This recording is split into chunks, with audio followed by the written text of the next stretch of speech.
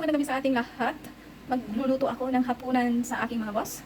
At paulit-ulit yung niluluto ko. Kasi kung lutuan mo sila ng iba, isasabihin na not yummy, what is this, what kind of food is this. Lagi sinasabi ng ganyan. So, doon tayo sa gusto nilang pagkain. So, ang lulutuin natin ngayon is lemon garlic chicken. So, una, yung chicken, i-marinate natin sa asin at paminta. Nilagyan ko ngayon siya ng asin at paminta. Ngayon, lamasahin na natin. Okay? Itabi muna natin habang mag-prepare tayo ng ibang mga sangkap. Okay guys, maglagay tayo ng flour para mag-coat ang ating manoke. 1 tablespoon and half. Then, lamasahin natin ulit.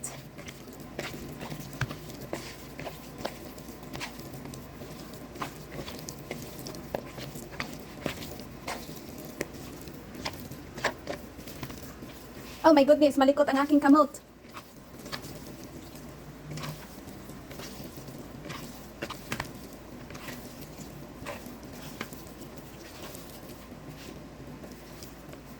Okay guys, tapos na natin lamasahin yan. Okay guys, mag-umpisa na tayong magluto ng ating chicken joy. Chicken joy. Okay, maglagay na tayo ng mantika. At tayo magpiprito konti sa ating chicken joy. Guys, hindi ito chicken joy ha. Chicken lang yan, chicken. Okay guys, mag-umpisa na tayo. Dahan-dahanin na lang natin. Kasi kapag bibilisan mo ay hindi masarap. So kailangan dahan-dahan ang paglagay. Dahan-dahanin ang lahat ng mga bagay. Huwag madaliin. Kasi kapag minamadali ay mag-aaway lang kayo. At saka hindi yan masarap kapag minamadali. So kailangan dahan-dahanin natin yan, di ba? Hoy, huwag tayong green-minded ha. Green-minded. Kung green-minded kayo, okay lang din. Kasi tumutugma din naman yung isip nyo sa sinasabi ko. Kasi gano'n naman din ang sinasabi ko eh. Joke lang po. Okay guys. Balik na rin na natin ang ating chicken. Naluto ko na ito dati, nagustuhan naman nila, kahit ulit-ulit na lang tayo sa pagkain na gusto nila. Kasi kung lutuan din sila ng gano'n ako, hindi, mamenda nila mga hitsura, nagagalit. Sabihin, hindi masarap, well like this, well like that, ano, siguro ko lang, yun ang lutuin mo, yung nagugustuhan ng kanilang dila. Mahirap naman pilitin ang isang tao sa mga bagay-bagay na hindi nila gusto. So, kunyari naman guys, ikaw, kayo pala, kunyari papakain kayo ng paulam na hindi nyo gusto. Siyempre, hindi kayo masisiyahan, di ba? So, ganun din sila. Saka na lang ako hindi magluto nito kapag sawa na sila. Hanggat hindi pa sawa, ituro mo yan, paulit-ulit at walawin pa yan.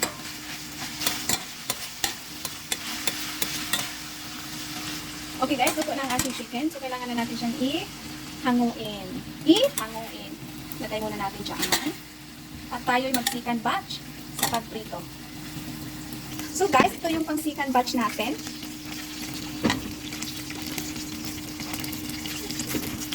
Second batch. Quick and easy lang to mga guys. Mama, magkatawa-tawa siya nakikita niya. Walang cut ito guys. Dire-diretso na ito. Nahirap ako na guys dito. Ay!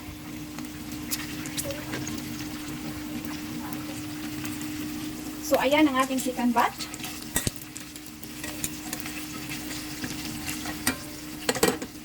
Hintayin na natin maging okay at babalik pa rin na natin. Yan, maya-maya lamang.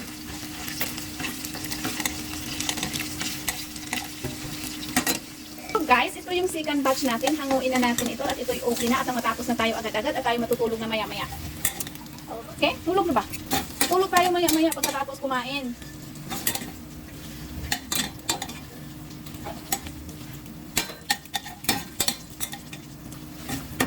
Okay, tapos na tayo sa chicken. Ngayon, tanggalin natin ang kawali at tayo magtutunaw ng butter. Kung wala kayong butter guys, kung nasa probinsya kayo, magtunaw na kayo ng star margarine, mas masarap yun. Yung kawali ko natutong, pero alam nyo ba, kapag natututong ang kawali, salong sumasarap yung niluluto mo. Ngayon, magtunaw na tayo. Ngayon, magtunaw na tayo ng butter.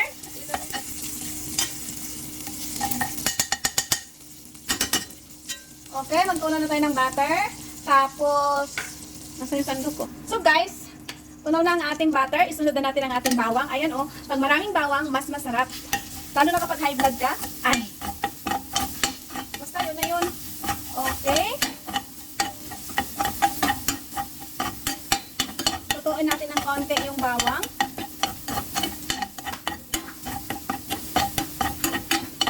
Hintayin na bumango ang bawang. Kapag bumabango na ang bawang, okay na yan guys. Ilagay na natin ang ating all-purpose Ay, pure cornstarch pala.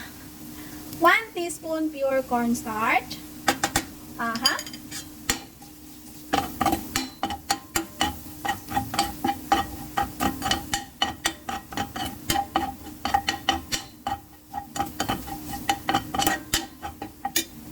And then 1 teaspoon oregano. Oregano.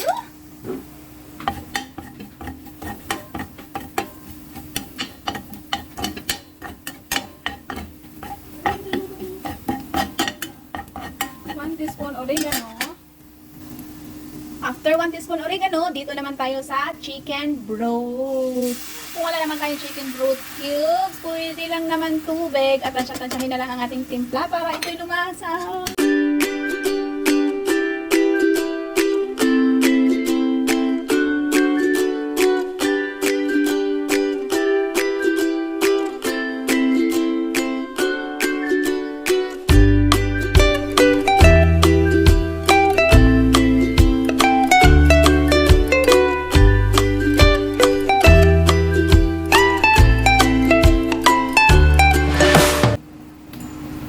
Tapos guys, isunod natin ang ating 1 teaspoon lemon juice. 1 teaspoon lemon juice.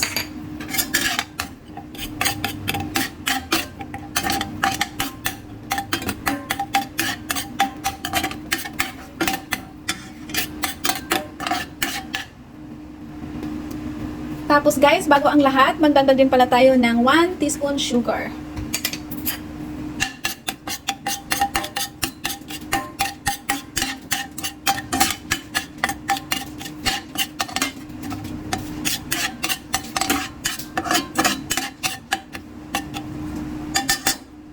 Ngayon guys, ilagay na natin ang ating chicken para matapos na ang ating niluluto. Para makakain at matulog. Para tayo tumangkad. Importante ang tulog sa panahon ngayon, no?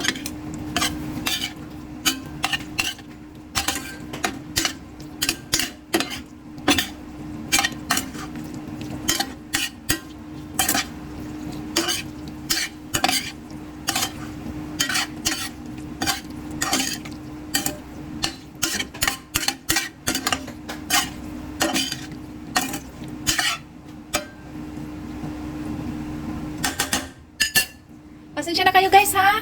Maingay masyado yung kawali ko pati sandok.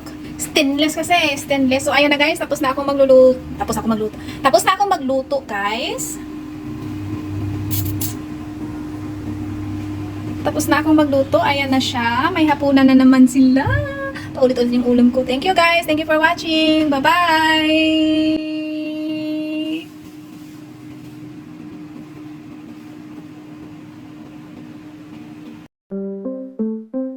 The web da da da da da da da da da da da da.